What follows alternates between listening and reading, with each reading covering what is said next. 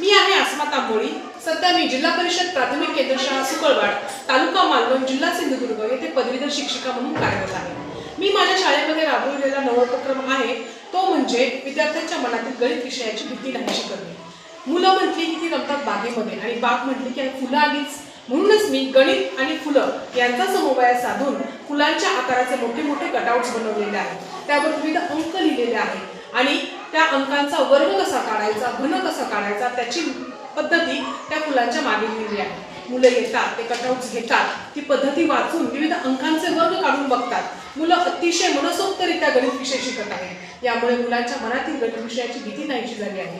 सिंधुदुर्ग म्हटला की समुद्र किनारा आला, समुद्र किनारा म्हटला की शिंपले आले आणि त्या शिंपल्यांचा वापर करून आम्ही गुणाकाराची ॲरे मेथड देखील मुलांना शिकवतो। आणि खरंच या नवोपक्रमाचा माझ्या शाळेला खूप छान फायदा झालेला आहे आणि मुलांच्या मनाची भीती नाहीशी होऊन मुलांमध्ये गणिताची रुची निर्माण झालेली आहे। आपणही हा नवोपक्रम आपल्या शाळेमध्ये जरूर राबवावा।